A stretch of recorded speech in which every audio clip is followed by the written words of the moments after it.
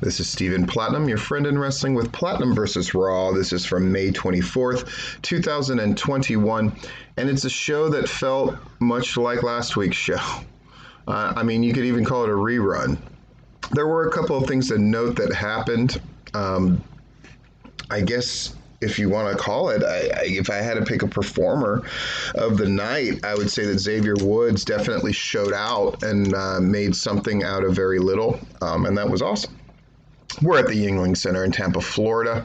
The theme of tonight was pushing the fact that they're going to be doing shows in front of a live crowd. Holy crapola. Did we have to hear about that 5 million times? And I guess tickets go on sale Wednesday, so they wanted to push that. And they most certainly accomplished that goal. Got Bobby Lashley out there with 5 models. And they kept pointing out that they were different than the women he came out with last Monday night. I don't know what that's supposed to mean. They got video packages from last week's Raw showing how Lashley got into it with Drew McIntyre and then losing the non-title open challenge match to Kofi Kingston. The models are booing the video. Lashley talks about beating Drew at WrestleMania, then beating Drew and Braun Strowman at Backlash, so it's a no-go for Drew. We don't want to see him anymore. Drew comes out there, implies that, and of course the New Day come out there, and it is implied strongly that Kofi would not have won if not for Drew, so that upsets Kofi, and so on and so forth.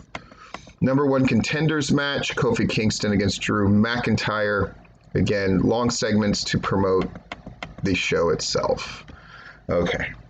At the end of the day, we got a double DQ because Lashley and MVP run in. Who's headed to Hell in the Cell? Well, we got a double DQ. So then we're going to have... they announced later, but what does it matter? They're going to have a rematch next week. So we're not just going to do so it's going to be a triple threat thing, which I'm glad about, but I'm also annoyed that, but every other time it is. Again, what are the rules, or what are the protocols, or what are the mores? Because it seems like we just kind of make them up as we go along, which is annoying. But it is what it is. It's Raw, right? We got a video package with what happened with Asuka, Charlotte, Rhea Ripley. We see a video from earlier where Ripley confronted Flair backstage and wished her good luck for tonight's match with Asuka. They had words. Nikki Cross appeared and said she could beat both of them, and Flair said she'd beat Cross in 2 minutes if she didn't already have a match. Cross isn't worth her time. Ripley knocked Flair for always talking down to people. Who's the fucking face and heel in this shit? Flair told Ripley to beat Cross then, right? Ripley accepted the challenge from Cross and Flair to end the segment. So we have a beat the clock challenge. What the heck? Rhea Ripley against Nikki Cross. Ripley destroys Cross, but the timer expires, so Cross wins? Question mark? Flair points at Ripley and laughs at her. So fucking terrible. Damian Priest is backstage promoting the 25 City Tour. Kofi Kingston, Drew McIntyre. They talk about it. Pierce is upset with what happened, so they're going to rematch will take place next week, and the winner will face Lashley at the pay-per-view. Kofi says he's fine with that as long as Pierce keeps away to keep MVP and Lashley away from the match. And they stare each other down, Kofi and Drew. Charlotte Flair against Asuka. The long and short of it is Asuka gets the Asuka lock applied, but Flair rolls through and holds her down for the pin. Oh, Asuka. Bobby Lashley is backstage getting a massage. Crew member walks in, tells Lashley Adam Pearce wants to see him. Lashley gets up. Yay. Again, it's one of those segments that's like, couldn't they have had Lashley walk in with Adam Pearce and go, I was getting a massage when you sent for me. This is the problem with having a 3-hour show where it feels like they're constantly filling space. More hyping of fans being back. Backstage promo with Mandy Rose and Dana Brooke hyping it. Ay, ay, ay. MVP and Bobby Lashley. Keep in mind, this is happening in July, which means you're going to get these promos for another month and a half, folks. MVP and Bobby Lashley are approaching Adam Pearce, so this is going to be one of those nights where we have to see Adam Pearce 5 million times.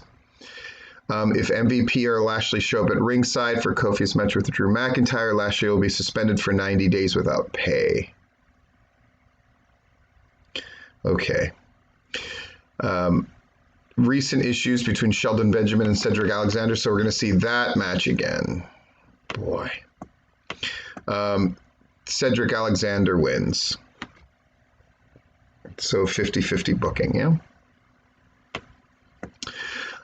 Riddle against Xavier Woods. Good match, good stuff. Woods blocks the Broderick, but Riddle hits the RKO in the middle of the ring to get the pin.